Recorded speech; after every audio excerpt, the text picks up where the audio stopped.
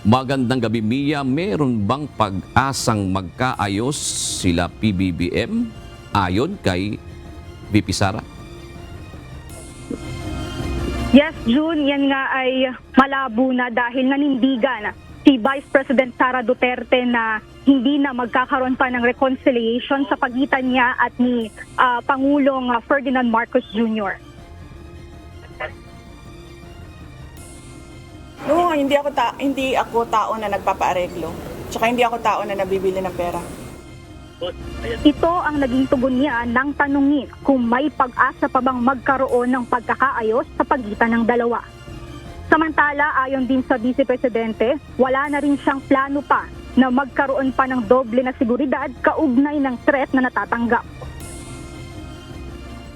Hindi ko rin tatanggapin, ma'am, at this point kung magdadagdag sila ng mga tao dito kasi hindi na natin alam kung non-partisan ba yung idadagdag nila. No, I don't trust anyone right now. So yes. Even if PSC acts on what I said, no, I will not accept it anymore. That is what I did with PNP. Hindi na. Kasi hindi na natin alam eh. Baka igagawin pa yan nilang rason na maglagay ng mga tao dyan na nagtatrabaho para sa kanila. Sinabi rin ni VP Sara na hindi pang iimpluwensya ang dahilan kung bakit 24/7 ay sinasamahan niya ang kanyang empleyado na nasa ospital. Ayon sa Vice Presidente, katunayan nito ang nangyari sa hearing kahapon sa House of the Representatives ay hinayaan niyang sumagot ang mga ito kahit papakiramdam niya na hindi dapat nang isapubliko ang ilang mga impormasyon. Yusek Lopez attended the hearing. They can ask her questions there. I was not there when Yusek Lopez attended the hearing.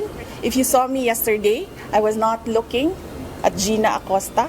I was studying. I was reading laws. I was studying the rules of the House of Representatives. I was not looking at her. Pinapabayaan ko siya sumagot. Siguro umiiling-iling ako paminsan-minsan dahil I feel na hindi dapat dinadivulge sa public yung ibang mga sinasabi na ng kasama ko, pero wala akong magawa. Kasi ayaw namin na ma-detain sila. So, sumasagot talaga sila. Si Edward Fajarda, not once did I coach him. Pero si Gina, I helped her with the term detail. Kasi she was trying to remember kung anong tawag nung isang tao na galing sa isang opisina, na nililipat sa isang opisina, and that is called details. Kaugnay nito, nagbigay ng reaksyon ang Vice Presidente hinggil sa issue na tuwing humaharap umano ang mga tauhan ng Office of the Vice President ay nagkakasakit ang mga ito at nao-ospital. Oo, kasi tineterrorize nila. Of course, magkakasakit talaga ang tao na hinaharas mo, tineterrorize mo. Ako lang naman ang hindi nagkakasakit dahil politiko ako.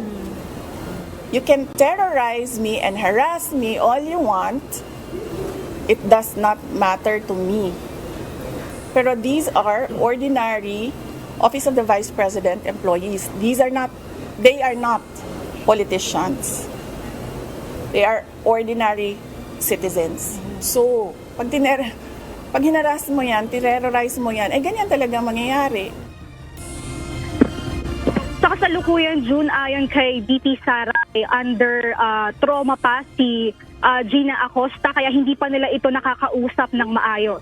Nagbigay rin ng update ang Vice Presidente patungkol kay Attorney Lopez na magsasagawa na ito ng legal action kaugnay nga ng pag-extend ng kanyang contempt na ibinigay ng House of the Representatives.